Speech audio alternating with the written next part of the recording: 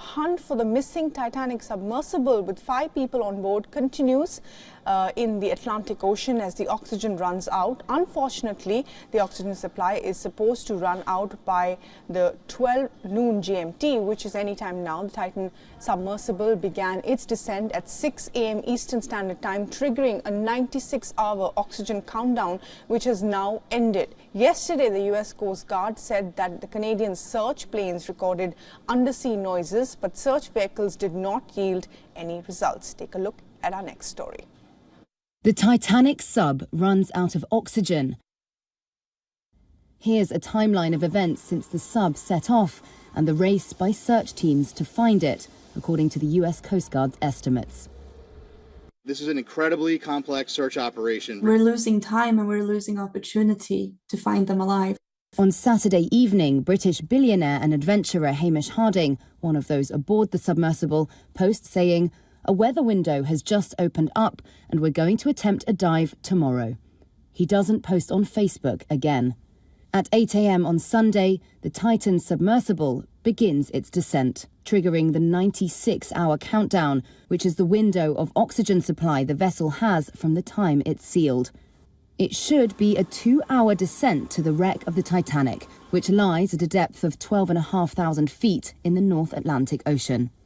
But 1 hour and 45 minutes after setting off, communications between the sub and the surface vessel are lost.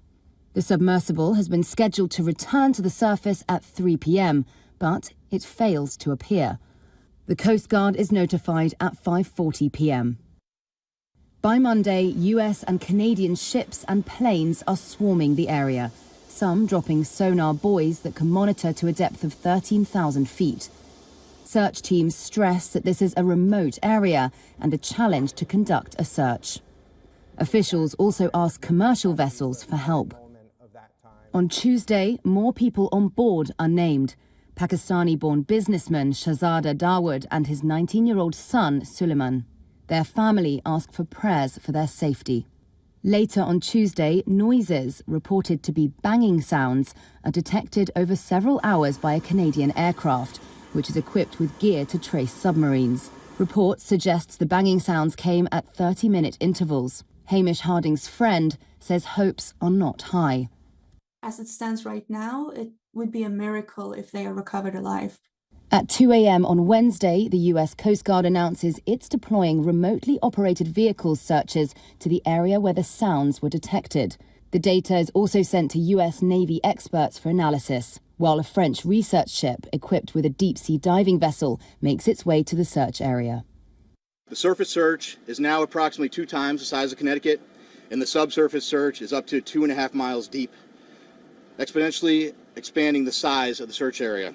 Experts say the air supply depends on a range of factors, including whether the sub still has power and how calm the people aboard have remained.